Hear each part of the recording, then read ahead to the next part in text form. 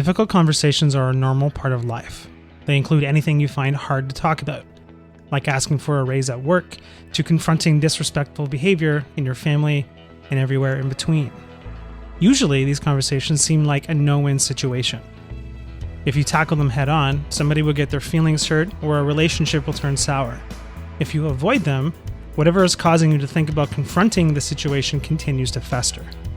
But what if there was a different way to approach these conversations where they actually make your relationships and performance at work stronger? That's exactly what we'll explore in this summary of Difficult Conversations, the book from the people behind the Harvard Negotiation Project. In this summary, you'll learn the 3 hidden conversations we have inside of every conversation and a 5-step strategy for making the most out of every interaction we have. Conversation number 1. What happened? The first conversation within a difficult conversation deals with what happened.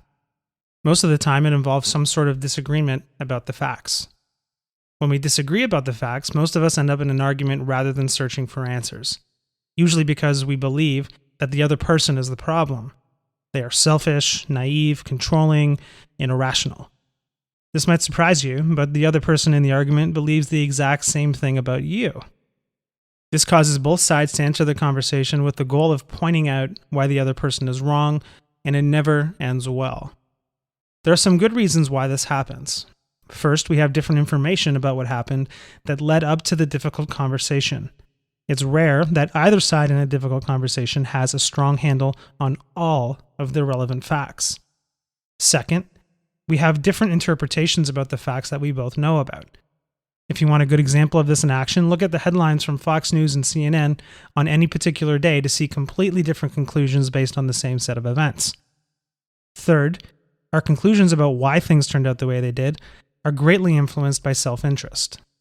We'll get into how to get a shared understanding of the facts in a bit, but for now, what you need to internalize is that your view of what happened is incomplete, and part of the conversation needs to be about getting a better handle on it. Conversation number 2, the feelings. In a difficult conversation, it's impossible to deal with it properly without considering your feelings and the feelings of the other side. In fact, they are often at the heart of the issue. You and your counterpart will both be wondering whether or not your feelings are valid and appropriate, and whether or not you should bring them up. The answer is yes, you should. If you don't, one of 3 things is likely to happen. First, unexpressed feelings can leak into the conversation. No matter how hard you try, your feelings will let themselves be known. Your body language will change, your tone of voice will betray the words that are coming out of your mouth, or you might even completely disengage from the conversation altogether. Second, sometimes they don't just leak into the conversation, they burst directly into it. Keeping it bottled up inside can eventually lead you to explode during an emotional part of the conversation, leading you to say something you'll later regret. Third, unexpressed feelings make it difficult to listen to what the other person is saying. Good listening requires you to be genuinely interested in learning about what the other person has to say, which is next to impossible when you have feelings about the person you're not dealing with. Conversation number 3, the identity. Finally, the last conversation within the difficult conversation is what it means to us as a person, our identity. There are 3 core identities that each of us question within difficult conversations. 1, am I competent? 2, am I a good person? And 3, am I worthy of love? The answers to these internal dialogue questions determine whether or not we feel grounded during these conversations, which greatly impacts our ability to show up. Most of us have an all-or-nothing approach to these questions. For instance, we are either the most competent or not competent at all. Truth, of course, lies somewhere in the middle for almost all things. Keeping an open mind about this during the conversation will greatly help you feel grounded. Accepting the following 3 things about yourself will help you find that middle ground. Number 1, you will make mistakes. This will help you accept the legitimate aspects of the other person's story about what's going on. Number 2, your intentions are complex. Sometimes your intentions will be selfish and sometimes they'll be altruistic. Understanding this will help you when legitimate accusations about your past behavior comes up. And number 3, you have contributed to the problem. You need to be able to take responsibility for what you've contributed to the problem. And finally, you also need to keep in mind that the other person in the conversation will have a complex identity conversation going on in their head as well. Now that we have the 3 conversations within the conversation covered, let's move into the 5 steps you can take to have a difficult conversation that goes incredibly well. Step number 1, prepare by walking through the 3 conversations. Your goal in this step is to prepare for the conversation. Number 1, sort out what happened. Here you need to figure out where your story about what happened came from. What information do you have? Are past experiences coloring your view of the situation? Then, determine what the impact the situation has had on you and what their intentions might have been. Quite often, we get the intentions of the other side wrong. Finally, you need to figure out how you both contributed to the problem. Figuring out how they contributed is usually the easy part. Figuring out your contribution is usually a bit tougher. If you're struggling with it, you might consider how a dispassionate observer would view the entire issue, or put yourself in the shoes of the other person. Number 2, understand the emotions. Here, you need to explore your emotions about the issue so that you can put them on the table. Are you feeling angry, hurt, shame, fear, self-doubt? If this is a difficult conversation, there is some emotion that you are dealing with, and it's critical for you to identify it. At the same time, your goal here isn't to vent. It's to frame the feelings so that they help your counterpart understand where you're coming from. Number 3, identify your identity issues. Lastly, you need to identify your identity issues as they relate to the conversation. Consider what's at stake in this conversation for you, about you. What do you need to accept in order to be better grounded in this conversation? Step number 2, check your purposes and decide whether to raise it. Next, we move on to the purpose of the conversation. Consider what you hope to accomplish by having the conversation. Once you've done that, here are some questions to ask yourself to determine if the conversation is worth having. First, does your purpose make sense? Make sure it's possible to produce the outcome in the conversation. Sometimes, when you're forced to articulate the outcome, you'll realize that you can't actually accomplish it, or that the short-term gain isn't worth the long-term cost. Typically, there are 3 purposes that make sense. A, learning their story. B, expressing your views and feelings. And C, problem solving together. Second is the real issue inside you. Sometimes what's difficult about a situation has more to do with what's going on inside you rather than the other person.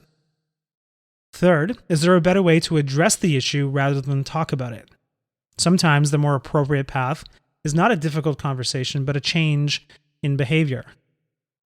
If you get beyond those questions and are still ready to go, there are some liberating assumptions you should take into the conversation. It's not my responsibility to make things better. It's my responsibility to do my best. They have limitations too, and this conflict is not who I am. Now that we're ready, let's jump into having the actual conversation. Step 3, start from the third story. As the authors point out, the most stressful moment of a difficult conversation is typically the beginning. But this is also where the greatest leverage in a difficult conversation lies, so it's important to get it right. Our typical openings don't usually help because we begin inside our own story. We describe the problem from our own perspective and trigger the kinds of reactions we are hoping to avoid. The right way to do it is to begin from the third story. This is the one a keen observer would tell who has no stake in the problem. Think of this person as a mediator and think about how they would describe the issue at hand. First, they would describe the problem as the difference between your stories. No matter what else you might think and feel, you can at least agree that you and the other person see things differently. There's no judgment about who is right or wrong, and each side gets to feel like their story is a legitimate part of the discussion. Remember, this doesn't mean giving up your own point of view. Second, share your purposes. If the other person is going to join you in this conversation, they need to know what they are agreeing to do. And third, invite them to join you as a partner in sorting out the situation together. A great line to use is, "I wonder if it would make sense," and then put in your statement. This allows the other person the choice to join the conversation or not. Now that they have joined you in the conversation, it's time to explore each other's stories. Step 4, explore their story and yours. Listening. As you begin to listen to their side of the story, your mindset is critical. The authors suggest that you start with a stance of creativity. There are 3 skills that you can bring into the conversation that will help you do that. The first is inquiry. Ask questions, but only to understand, not cross-examine. In particular, ask a lot of questions that will help you understand the 3 conversations within the conversation from their side. For instance, can you say a little bit more about how you see things? Can you say a little bit more about how you see things? What information might you have that I don't? What impact have my actions had on you? How are you feeling about this? Say more about why this is important to you, and what would it mean to you if that happened? The second skill is to paraphrase for clarity, and the third skill is to acknowledge their feelings. Here are some phrases that you can use to help. It sounds like you're really upset. This seems really important to you. If I were in your shoes, I'd probably feel confused too. Remember, acknowledging is not agreeing. You can still disagree with them after you acknowledge them. Once you feel that you understand their story, you can move on to telling yours.